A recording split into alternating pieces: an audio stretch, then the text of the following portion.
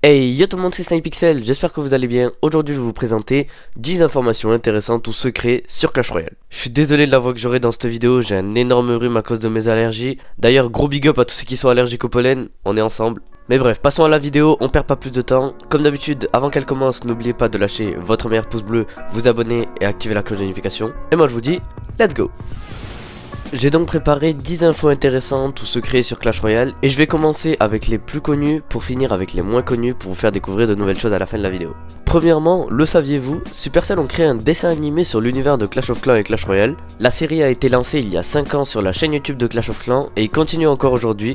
Et personnellement j'aime beaucoup, on y retrouve toutes les troupes de Clash Royale et Clash of Clans. Le dessin animé est super bien fait et ils ont quand même réussi à y ajouter un côté humoristique et caricaturel. Moi franchement j'adore. Voilà, c'est une information que beaucoup de gens connaissent mais je sais qu'il y en a aussi beaucoup qui connaissent pas. Donc si vous connaissez pas, je vous donne le nom, c'est Clash Eurama sur la chaîne YouTube de Clash Royale et Clash of Clans. En plus, si vous êtes attentif, vous pourrez peut-être trouver des petits secrets car Supercell aime bien en cacher pendant les épisodes et franchement, nous pour les gens qui font des théories, ça nous aide énormément.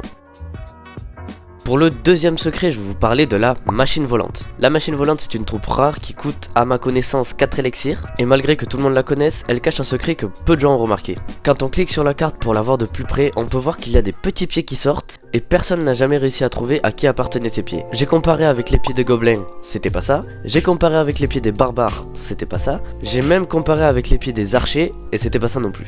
Résultat, on sait toujours pas qui est dans cette machine. Si vous avez une idée, n'hésitez pas à me le dire dans les commentaires. Troisièmement, on va parler du méga chevalier. Est-ce que vous vous êtes déjà posé la question de qui est le méga chevalier? Parce que c'est vrai qu'on le voit partout sur le jeu, mais on s'est jamais posé la question de qui c'était. Heureusement, il y a quelques personnes qui sont amusées à faire des recherches dessus et ils ont conclu que ça pourrait être l'ouvrier de Clash of Clans. Vous me direz, SnipeXL, pourquoi l'ouvrier de Clash of Clans? Qu'est-ce qu'il vient foutre ici alors qu'on est sur Clash Royale? Pour mieux comprendre, après cette vidéo, je vous invite à aller voir une vidéo de Periado qui l'explique plus en détail, mais je vais déjà à peu près vous expliquer pourquoi et comment il est arrivé ici. Déjà, on peut retrouver quelques ressemblances avec l'ouvrier, avec les yeux bleus, l'espèce de gros nez qu'on voit un peu dépasser du casque, et bien évidemment l'énorme ceinture qu'il porte tout autour du ventre. Comme vous pouvez le voir, c'est exactement la même. Maintenant on va se poser la question de comment il est arrivé ici. Et bien en fait, comme on peut le voir dans pas mal de cinématiques de Clash of Clans, à chaque fois l'ouvrier de Clash of Clans, gentil comme il venait reconstruire les gens qui avaient cassé, et au final il y avait d'autres personnes qui revenaient et qui cassaient ce qu'il avait construit. Il a fait ça de longues années et il faisait rien paraître, mais au fond de lui ça l'embêtait vraiment. À un moment il en a eu vraiment marre et il y a Supercell qui ont publié un post où ils disent que l'ouvrier est tout simplement parti en vacances. Et ils ont publié pendant plusieurs jours des photos de l'ouvrier un petit peu partout dans le monde. Au final il est arrivé à Clash Royale et pour se venger il a décidé de se transformer en méga chevalier pour lui aussi tout casser. Pour ce quatrième secret, on va aller voir l'esprit de guérison, car beaucoup de personnes ne le savent pas, mais avant l'esprit de guérison, il y avait le sort de guérison. Et en même temps qu'il a été enlevé du jeu, il a été remplacé par l'esprit. Et justement, pour un petit peu expliquer à la communauté, Supercell s'est amusé à cacher un petit message au sort de guérison dans la description de l'esprit de guérison. En bas de la description, on peut lire « Au revoir sort de guérison, on t'aimait bien, mais on t'utilisait pas ». Sincèrement, on va pas se mentir, ils ont pas tout à fait tort. Les anciens joueurs de Clash Royale là, est-ce que sur cette vidéo il y en a un seul qui jouait sort de guérison à l'époque? On passe donc au cinquième secret qui est un petit fait intéressant sur les dragons squelettes. Si on regarde l'image des dragons squelettes, on peut très légèrement voir qu'il y a de petites sutures au niveau de leurs ailes. Et si on fait bien attention, c'est parce qu'en fait leurs ailes sont en tissu. Quelque part ça paraît logique parce que si c'est des dragons squelettes, ils ont plus la peau. Donc ils ont plus les ailes non plus. Donc voilà, c'est une petite info intéressante sur les dragons squelettes qui leur permet de voler. Après sincèrement, est-ce qu'on en a vraiment quelque chose à faire? Je ne pense pas. Le saviez-vous? Le chevalier est le cousin des barbares.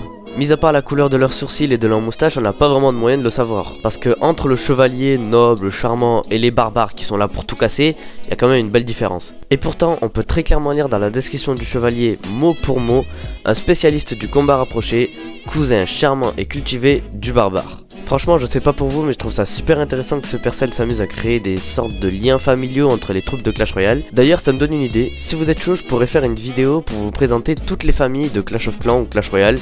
N'hésitez pas à me le dire dans les commentaires et je le ferai. On arrive donc déjà au septième secret, et ça c'est un secret que personne n'a remarqué alors que c'est une carte que tout le monde joue. On va parler de la princesse. Déjà je pense que c'est un secret pour personne, la princesse quand elle tire bien 3 flèches qui sont enflammées. Maintenant on va voir un truc que j'ai l'impression que je suis le seul à avoir remarqué, quand la princesse se met à charger son arc, il y a seulement une flèche sur son arc. Et comme par hasard, quand elle se met à tirer, boum, il y en a 3.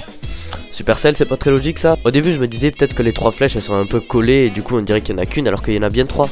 Mais j'ai beau zoomer, on voit bel et bien qu'il y en a qu'une seule. Et une idée qu'on pourrait avoir sur la princesse, comme elle tire des flèches enflammées, ce serait super stylé que quand ça arrive, comme pour Brawl Stars avec Brock, ça crée une sorte de zone en feu qui enflammerait les adversaires qui passent à travers. Franchement je sais pas ce que vous en pensez mais je pense que ça pourrait être super stylé. Pour ce 8ème secret, on va parler d'un petit secret super stylé que peu de gens ont remarqué. Si vous êtes dans un clan Clash Royale, vous devez être au courant, une guerre ça se fait en 2 phases. D'ailleurs je parle aussi pour ceux qui n'ont pas de clan, si jamais vous n'avez pas de clan sur Clash Royale et que vous en cherchez un, Team Pixel tout en majuscule avec un smiley éclair derrière, on vous attend. Et donc j'en reviens à ce que je disais, une guerre de clan ça se fait en 2 phases, la phase d'entraînement et la phase de combat. Et pendant la phase d'entraînement, dans le menu de guerre, vous pouvez retrouver en bas à droite la petite arène des barbares posée comme ça et que personne n'a remarqué. Je trouve ça stylé parce qu'ils nous font comprendre que c'est l'arène 3, l'arène des barbares, mais elle est faite un petit peu différemment comme si elle était faite en minuscule avec l'épée géante. Je trouve ça super original. Et franchement très peu de gens ont remarqué, est-ce que vous aviez remarqué franchement? Pour cet avant-dernier secret, l'aviez-vous remarqué, dans la ligne des trophées à l'arène 3, on peut retrouver une petite mine d'or en référence à Clash of Clans posée comme ça, et à l'arène 9, on peut y retrouver la réserve d'or. Moi personnellement ça m'a inspiré une idée, imaginez si tous les jours on pouvait cliquer sur cette mine d'or, et à la fin de la saison on aurait juste à cliquer sur cette réserve et on récupérerait à peu près tout l'or qu'on a récolté. Franchement je sais pas ce que vous en pensez, mais je pense que ça pourrait être une super idée. On en arrive déjà au dernier secret de cette vidéo. Je viens littéralement de péter ma figurine Zenitsu, on va la reposer ici pour éviter d'autres dégâts. Bref, j'en reviens à notre PK, est-ce que vous saviez pourquoi PK? Je vous dis pourquoi PK, parce que pourquoi avoir choisi le nom PK? Parce que dans le fond, déjà c'est pas PK, c'est P.E.K.K.A.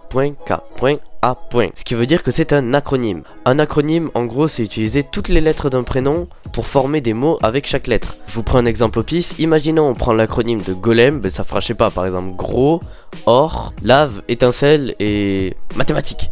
Bon là en l'occurrence il n'y avait aucun rapport entre les mots mais vous avez à peu près compris ce que c'est un acronyme. Et donc je vais vous donner l'acronyme exact de PK et pourquoi ils l'ont appelé PK.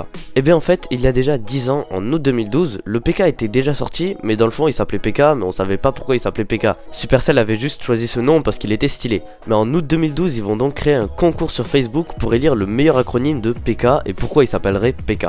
Il suffisait juste que les gens trouvent un acronyme, le mettent en commentaire et le commentaire le plus liké ben, ce serait l'acronyme exact de PK. Et le commentaire gagnant c'était Perfect Enrage Knight Killer of Assassin. En français on le traduira plutôt chevalier enragé parfait tueur d'assassins. Ils ont pas trouvé de meilleur mot pour décrire le PK et après je vais pas vous mentir, j'aurais pas fait mieux. En tout cas c'est tout pour ces 10 secrets sur Clash Royale, j'espère vraiment qu'ils vous auront plu.